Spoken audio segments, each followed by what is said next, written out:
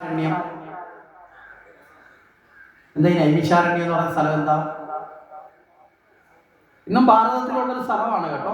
തീർത്ഥാടനത്തിനൊക്കെ പോയാൽ നമുക്കിന്നും ഈ നൈമിഷാരണ്യത്തിൽ പോകാം. ഈ ഭാഗവതം ഉപദേശിച്ച സ്ഥലം, ശിവപുരാണം ഇതൊക്കെ ഉപദേശിച്ച സ്ഥലം ഈ നൈമിഷാരണ്യമാണ്. എന്താ ഈ ആ സ്ഥലത്തിനൊരു പ്രത്യേകത എന്താ?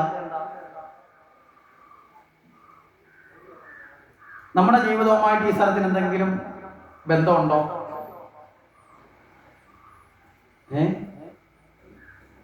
ഉണ്ടോ? ഭഗവാനെ അറിയാൻ ശ്രമിക്കുന്ന എല്ലാ വ്യക്തികളുമായും ഈ സ്ഥലത്തിന് ബന്ധമുണ്ട്. മനസ്സിലായില്ലേ?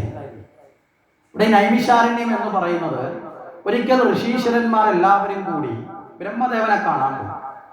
ബ്രഹ്മാവനോട് ചെന്ന് പറഞ്ഞു, ബ്രഹ്മദേവ, ഞങ്ങൾക്ക് പരമമായ ആനന്ദം ലഭിക്കാൻ, ആ ജ്ഞാനത്തെ നേടാൻ സർവശ്രേഷ്ഠമായി യാതൊരു അശ്രദ്ധയും കടന്നു വരാതെ, അല്ലെ, പൂർണ്ണമായൊരു അറിവ് നേടണമെങ്കിൽ അശ്രദ്ധ വന്നാൽ അറിവ് കിട്ടുമോ? അപ്പോൾ ഒരു അശ്രദ്ധയും ഉണ്ടാകാതെ പരിപൂർണമായും ഞങ്ങൾക്ക് ഈ അറിവ് നേടാൻ ഏത് സ്ഥലമാണ് ഏറ്റവും ഉചിതം എന്നങ്ങ് പറഞ്ഞു തരാൻ പറഞ്ഞു. ഞങ്ങൾക്കിത് ചർച്ച ചെയ്ത് ഈ അറിവ് നേടാൻ പറ്റുന്ന ആ സ്ഥാനം ഏതാണ് എന്ന് പറഞ്ഞു തരാൻ പറഞ്ഞ സമയത്ത് ബ്രഹ്മദേവൻ ഒരു ചക്രത്തെയാണ് കൊടുത്തത്. ഈ ചക്രം കൊടുത്തിട്ട് ബ്രഹ്മദേവൻ പറഞ്ഞു, ഈ ചക്രം ഇങ്ങനെ ഉരുണ്ടു പോയിക്കൊണ്ടിരിക്കുകയാണ്, നിങ്ങൾ ആ ചക്രത്തിനെ പിന്തുടരാൻ പറഞ്ഞു.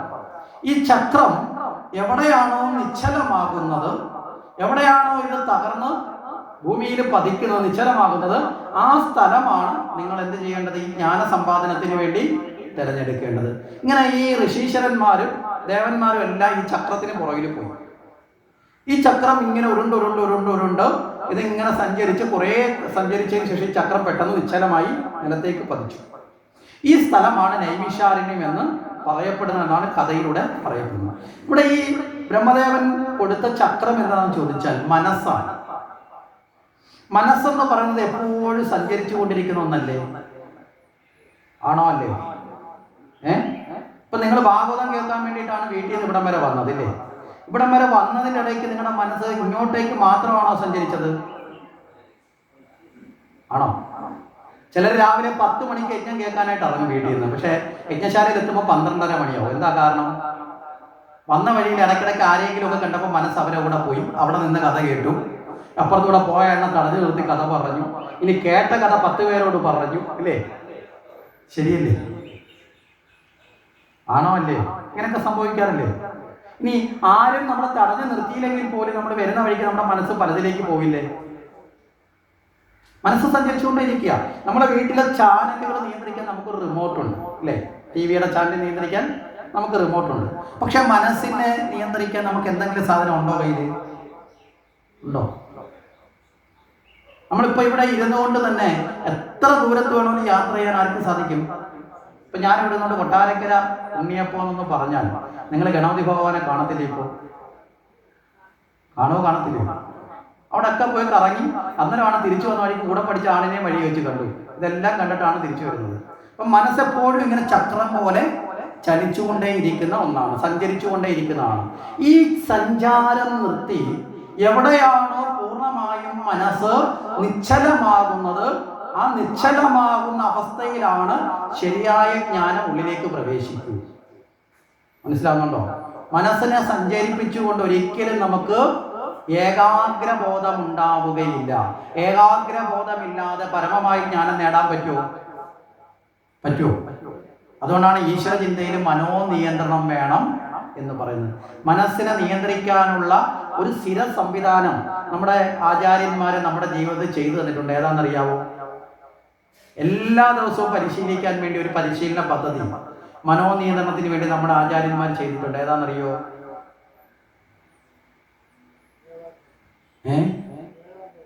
ഏകാന്തതയൊന്നുമല്ല. ഏകാന്തതയൊക്കെ ഉണ്ടാവാൻ വേണ്ടി ഒരു പരിശീലന പരിപാടി തന്നിട്ടുണ്ട്. നാമജപത്തിന്റെ ഒരു ഭാഗമാണ്, പ്രധാനമായും ഒരു പരിശീലന പദ്ധതിയാണ് ഞാൻ പറഞ്ഞത്. ഒരു ചിട്ടയോടൊരു പദ്ധതി. അതാണ് ക്ഷേത്രത്തിൽ നടക്കുന്ന ദീപാരാധന. മനസ്സിലായില്ലേ? എല്ലാ ദിവസവും നമുക്ക് വേണ്ടി നമ്മുടെ പൂർവികർ ചെയ്തു വെച്ചിട്ടുള്ള ഒരു അച്ചടക്ക പദ്ധതിയാണ്, ഒരു പരിശീലന പദ്ധതിയാണ്. അതിനെ വേണ്ടും വണ്ണം നമ്മൾ ഉപയോഗിക്കുന്നില്ല എന്നുള്ളതാണ് നമുക്കതിൻ്റെ ഗുണം കിട്ടാതെ പോകുന്നതിൻ്റെ കാരണം. പഞ്ച ഇന്ദ്രിയങ്ങളിലൂടെ അല്ലേ നമ്മുടെ മനസ്സ് പുറമെയുള്ള വിഷയങ്ങൾക്ക് പുറകിൽ സഞ്ചരിക്കുന്നത് അല്ലേ? നിങ്ങളിപ്പോൾ ഇവിടെ ഇരുന്നുകൊണ്ട് കൊട്ടാരക്കര അമ്പലത്തിനെ കുറിച്ച് ചിന്തിക്കുമ്പോഴും നിങ്ങളുടെ മനസ്സിലൂടെ നിങ്ങൾ കാണുന്നില്ലേ? കാണുക എന്നൊരു പ്രക്രിയ ഉണ്ടോ ഇല്ലയോ? ഉണ്ടോ? ഈ കണ്ണുകൊണ്ടാണോ അത് കണ്ടത്? ആണോ? മനസ്സിൽ നിങ്ങൾ കണ്ണിനെ ജനിപ്പിച്ചു അല്ലേ? മനസ്സിലൊരു കണ്ണു വന്നു. നിങ്ങൾ അവിടെ അമ്പലത്തിൽ നിൽക്കുന്നു എന്ന് നിങ്ങൾ സങ്കല്പിച്ചപ്പോൾ അവിടുത്തെ മണിനാഥം നിങ്ങൾ കേട്ടില്ലേ? കാതുകൊണ്ടാണോ കേട്ടത്? ആണോ? മനസ്സിലൊരു കാതിന്റെ പ്രവർത്തനം നടന്നു. പറഞ്ഞൊരു ആശയം മനസ്സിലാവുന്നുണ്ടോ? ഇനി നിങ്ങൾ അവിടെ നിന്നപ്പോ നിങ്ങൾക്ക് ഒരാളൊരു ഉണ്ണിയപ്പം തന്നു. നിങ്ങൾ ആ ഉണ്ണിയപ്പം രുചിച്ചപ്പോൾ നല്ല ടേസ്റ്റ്.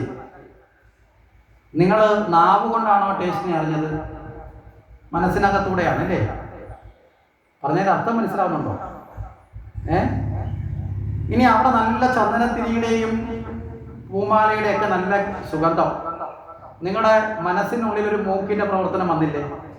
ഇതൊക്കെ വെച്ചിട്ടല്ലേ നിങ്ങൾ മനസ്സിലൂടെ അത് അറിയുന്നത്. ഇനി നിങ്ങൾ അവിടെ പോകാതെ തന്നെ മനസ്സ് ഈ സഞ്ചാരമില്ലാതെ സ്വപ്നത്തിൽ കിടക്കുമ്പോൾ ഈ അനുഭവങ്ങൾ ഉണ്ടാവാറില്ലേ? ഇല്ലേ? സ്വപ്നത്തിൽ കിടക്കുമ്പോൾ നമ്മൾ കേൾക്കാറുണ്ട്, നമ്മൾ സംസാരിക്കാറുണ്ട്, വാ കൊണ്ടല്ല, അല്ലാതെ ഇല്ലേ? നമ്മൾ കാണുന്നുണ്ട്, ഇതൊക്കെ നടക്കുന്നുണ്ട്. അപ്പോ നമ്മുടെ ഈ ഇന്ദ്രിയങ്ങളുടെ പ്രവർത്തനം അത് മനസ്സുമായി ബന്ധപ്പെട്ടിരിക്കുന്നു എന്ന് ഇപ്പൊ മനസ്സിലായോ? ഇന്ദ്രിയങ്ങൾ ഏതൊക്കെയാ ഉള്ളത്? 5 പഞ്ചേന്ദ്രിയങ്ങൾ ഏതൊക്കെയാ? ഉത്തരം പറയുന്നവർ ഉറക്കെ പറയണം. ആ, തെറ്റ് ശരിയൊന്നും പ്രശ്നമില്ല, പറഞ്ഞോ.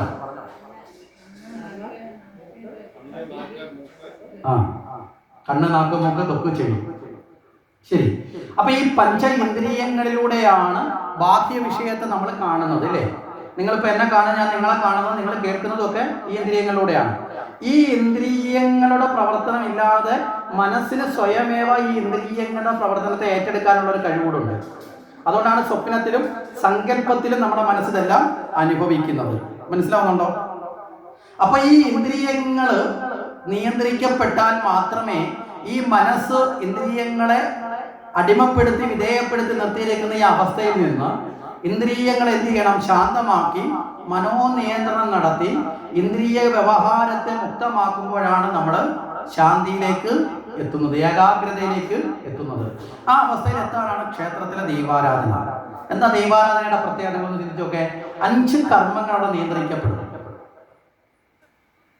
വിഗ്രഹം ഉണ്ടോ? ഉണ്ട്. അവിടെ നിലവിളക്കും പൂമാലകളൊക്കെ ചാർത്തിയിട്ടുണ്ടോ? ഇതൊക്കെ ഏതിന്റെ വിഷയമാണ്? ഇന്ദ്രിയങ്ങളിൽ ഏതിന്റെ വിഷയമാണ് ഈ പറഞ്ഞത്? കണ്ണിന്റെ. മനസ്സിലല്ലേ? കണ്ണിന്റെ ആഹാരമാണ് രൂപം അല്ലേ? കണ്ണിന്റെ വിഷയമാണ്. അവിടെ ഇരിക്കുന്ന വിഗ്രഹവും രൂപവും ഒക്കെ കണ്ണിന്റെ വിഷയമാണ്, സംശയമില്ലല്ലോ. ഇല്ല. ഇനി അവിടെ മണിനാഥം ഉണ്ടോ? വാദ്യോപകരണങ്ങൾ ഉണ്ടാവുമോ? ചെണ്ടയോ നാദസ്വരമോ അങ്ങനെയുള്ളതൊക്കെ? ഇതൊക്കെ ഏതിന്റെ വിഷയമാണ്? നാക്കിന്റെ. ആ, ചെവിയുടെ, കാതിന്റെ വിഷയമാണ്. ഞാൻ വിചാരിച്ചു ഇനി കൊല്ലത്ത് നിന്ന് ഇവിടെ എത്തിയപ്പോഴത്തേക്ക് ഇത് മാറിപ്പോയി കാണുമെന്ന്. ഈ ചില നാട്ടിൽ മാറ്റം വരുന്നതാണ്. അപ്പൊ അത് കാതിന്റെ വിഷയമാണ് അല്ലേ? ഇനി ഇത് കഴിഞ്ഞാല് അവിടെ ഈ കർപ്പൂരത്തിന്റെ ആരതിയും മറ്റു കാര്യങ്ങളും അതിന്റെ സുഗന്ധം ഉണ്ടാവുമല്ലോ, പൂവിന്റെ ഒക്കെ, അതേതിന്റെ വിഷയമാണ്? മൂക്കിന്റെ വിഷയമാണ്. ഇനി അവിടുന്ന് തീർത്ഥവും മറ്റു പ്രസാദവും തരുമല്ലോ, അതേതിന്റെയാണ്? നാവിന്റെ വിഷയമാണ് അല്ലേ? ആണോ? ആ, നാവിന്റെ ഒരു വിഷയം. ഇനി അവിടെ നിന്ന് അവിടുത്തെ ഒരു അന്തരീക്ഷത്തിൽ ഈ മന്ത്രധ്വനിയുടെയും ഈ പുഷ്പത്തിന്റെയൊക്കെ ഒരു ചൈതന്യം ഉണ്ടല്ലോ, ഇത് ഏതിന്റെ വിഷയമാണ്? ത്വക്കിൻ്റെതാണ്. സ്പർശം നമ്മുടെ ഈ വായുവിലൂടെ നമ്മൾ പോലും അറിയാം, നമ്മളെ തൊടുന്നത് മാത്രമല്ല, ഒരു കാറ്റടിച്ചാലും നമ്മുടെ ത്വക്കിലല്ലേ വരുന്നത്. അപ്പൊ ത്വക്കിന്റെ വിഷയമാണ്. 5ാമത്തതാണ് ഏറ്റവും പ്രധാനം. മുമ്പേ പറഞ്ഞു തീർത്ഥമാണെങ്കിൽ അതിനേക്കാൾ പ്രധാനം നാവ് കൊണ്ട് എന്ത് ചെയ്യണം? നാമം ജപിക്കണം. മനസ്സിലായില്ലേ? 4 എണ്ണം അവിടെ നിയന്ത്രിക്കാൻ ഭഗവാൻ സപ്പോർട്ട് ചെയ്യും. 5ാമത്തെ നമ്മൾ സ്വയം നിയന്ത്രണത്തിലേക്ക് എത്തണം. കാരണം ഭഗവാന് പോലും നിയന്ത്രിക്കാൻ പറ്റാത്ത ഭഗവാൻ തന്നൊരു ആയുധമാണ് ഇത്, നാക്ക്. മനസ്സിലായില്ലേ? അത് 2 കൂട്ടിട്ട് തന്നിട്ടുള്ള സാധനമാണ്. നമ്മൾ ചില പറഞ്ഞില്ലേ, ഏറ്റവും അപകടകാരിയായ പട്ടിയോ പൂച്ചയൊക്കെ വളർത്തുന്നെങ്കിൽ എന്ത് ചെയ്യണം? നല്ലതുപോലെ കെട്ടിയിട്ട് വളർത്തണം പറഞ്ഞില്ല. അതൊക്കെ 2 കെട്ടിയിട്ടിട്ടുണ്ട്. ഏതൊക്കെയാണ്? ഒന്ന് പല്ലുകൊണ്ടും ഒന്ന് ചുണ്ടുകൊണ്ടും. അതുകൊണ്ടാണ് ആവശ്യമില്ലാതെ ഈ വാതിൽ തുറക്കരുത്. തുറന്ന് പുറത്തിട്ട് കഴിഞ്ഞാൽ ദോഷം ഉണ്ടാവും എന്ന് പറയപ്പെടുന്നത്. അപ്പൊ ഇവിടെ നമ്മൾ ക്ഷേത്രത്തിലേക്ക് എത്തുമ്പോൾ വിഗ്രഹത്തെയും രൂപത്തെയും ഒക്കെ കാണുന്നത് കണ്ണിൻ്റെതാണ് എന്ന് പറഞ്ഞു. നാമ സങ്കീർത്തനങ്ങൾ അവിടെ കേൾക്കുന്ന ശബ്ദങ്ങളൊക്കെ കാതിൻ്റെതാണ് അല്ലേ? അവിടുത്തെ സുഗന്ധം മുഴുവൻ മൂക്കിൻ്റെതാണ്. ഇനി നമ്മൾ ആ അമ്പലം തുറക്കുമ്പോൾ ഈ ക്ഷേത്രത്തെ സംബന്ധിച്ച് നമുക്കറിയാം, ക്ഷേത്രത്തിന്റെ വാതിലുകളൊക്കെ ചെറുതായിട്ടല്ലേ നിർമ്മിക്കുന്നത് അല്ലേ? ഇതിന് വേറെ ജനലോ വല്ലതും ഉണ്ടോ? നമ്മുടെ നാട്ടിലെ സമ്പ്രദായം അനുസരിച്ച് പല ദേശത്തും വ്യത്യാസമുണ്ട്. പക്ഷെ നമ്മുടെ നാട്ടിലെ സമ്പ്രദായം അനുസരിച്ച് ജനലുകളോ വാതിലുകളോ ഒന്നുമില്ല. അപ്പൊ ഈ തുറക്കുന്ന സമയത്ത് ഇത് അകത്തെ വായുവിൻ്റെയും വളരെ ശക്തിയായിട്ട് പുറത്തേക്ക് പ്രവഹിക്കും. മനസ്സിലാവുന്നുണ്ടോ? ഒരു ചെറിയ സുഷിരത്തിലൂടെ ആണെങ്കിലും വായു തള്ളി വളരെ ദൂരത്തിലേക്ക് സഞ്ചരിക്കും. അതുകൊണ്ടാണ് ഈ ക്ഷേത്ര ദീപാരാധന കഴിഞ്ഞും പൂജ കഴിഞ്ഞും ഒക്കെ നട തുറക്കുമ്പോൾ നേരെ മുമ്പിൽ നിൽക്കരുത് എന്ന് പറയുന്നത്. അല്ലാത്ത സമയത്ത് മുമ്പിൽ നിന്ന് തൊഴുന്നുകൊണ്ട് തെറ്റില്ല. പക്ഷെ ഈ കാര്യങ്ങൾ ഇത് അടച്ചു തുറക്കുന്ന സമയത്ത് ഈ എനർജി കൂടുതലായിരിക്കും മുന്നിലേക്ക് വരുന്നത്. അത് നമ്മുടെ ത്വക്കിലേക്ക് വന്ന് ചേരും. ആ സമയത്ത് നാമജപത്തോടെ നമ്മുടെ നാവിനെ നിയന്ത്രിക്കും. അപ്പൊ പഞ്ചേന്ദ്രിയങ്ങളുടെ നിയന്ത്രണം ആയോ? അപ്പൊ ദൈവാരാധന എന്തിനാണെന്ന് വെച്ചാൽ ഭഗവാനെ ആശ്രയിച്ച് നമുക്ക് സ്വയം നിയന്ത്രിക്കാനുള്ള ഒരു പരിശീലന പരിപാടിയാണ്. അതാണ് എല്ലാ ദിവസവും ദൈവാരാധന എന്നൊരു കാര്യത്തിന് മാറ്റമുണ്ടോ? ഇല്ല. അപ്പൊ എല്ലാ ദിവസവും ക്ഷേത്രത്തിൽ പോവുക, ദൈവാരാധനയിൽ പങ്കെടുക്കാൻ ഒരു നിശ്ചിത സമയം, കുറച്ച് സമയമെങ്കിലും നമ്മൾ നമ്മുടെ ഇന്ദ്രിയങ്ങളെ നിയന്ത്രിക്കും. അവിടെ യഥാർത്ഥത്തിൽ നടക്കുന്ന ഒരു നൈമിഷാരണ്യമാണ്. മനസ്സിലായില്ലേ? അപ്പൊ മനസ്സ് നിശ്ചലമാകുന്ന സ്ഥാനമാണ് നൈമിഷാരണ്യം. അപ്പൊ ഒരു ഭക്തന് ഭഗവാനെ സ്വീകരിക്കുന്നത് വേണോ വേണ്ടയോ? അപ്പൊ നൈമിഷാരണ്യം നമ്മളുമായിട്ട് ബന്ധമുണ്ടോ? ഉണ്ടോ? ഇനി ചോദിച്ചാൽ ഇല്ലെന്ന് പറയുമോ?